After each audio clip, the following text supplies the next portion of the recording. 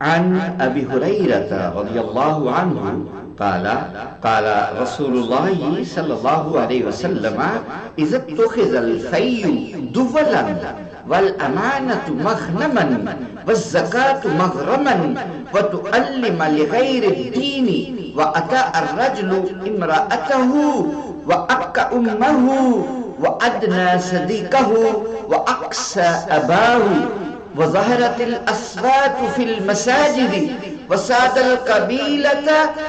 فاسقهم وكان زعيم القوم أرذلهم وأكرم الرجل مخافة شره وظهرت الكينات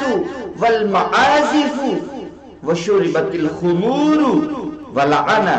آخر هذه الأمة أبلها فليرتقبوا عند ذلك ريحا حمراء وزلزلة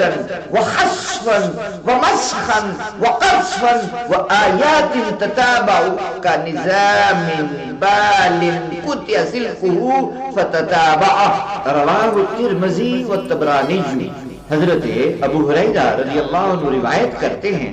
کہ رسول اللہ صلی اللہ علیہ وآلہ وسلم نے فرمایا جب محصولات کو ذاتی دولت،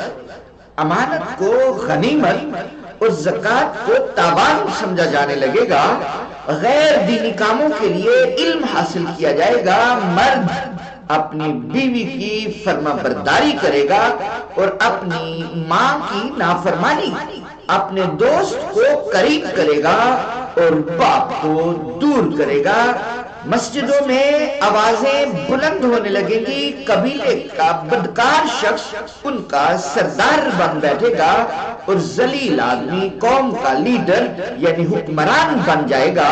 اور آدمی کی عزت محض اس کے شر سے بچنے کے لیے کی جائے گی۔ گانے والی عورتیں اور گانے بجانے کا سامان عام ہو جائے گا، کھلے عام اور کثرت سے شرابیں پی جانے لگیں گی، اور بعد والے لوگ پہلے لوگوں کو لان تان سے یاد کریں گے۔ اس وقت سرخ آندھی، زلزلے، زمین میں دھنس جانے، شکلیں بگڑ جانے، آسمان سے پتھر برسنے اور طرح طرح کے لگاتار عذابوں کا انتظار کرو۔ یہ نشانیاں یکے بعد دیگرے یوں ظاہر ہوں گی جس طرح کسی ہار کا دھاگا ٹوٹ جانے سے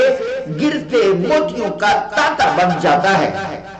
اس حدیث کو امام ترمذی نے اور طبرانی نے روایت کیا ہے۔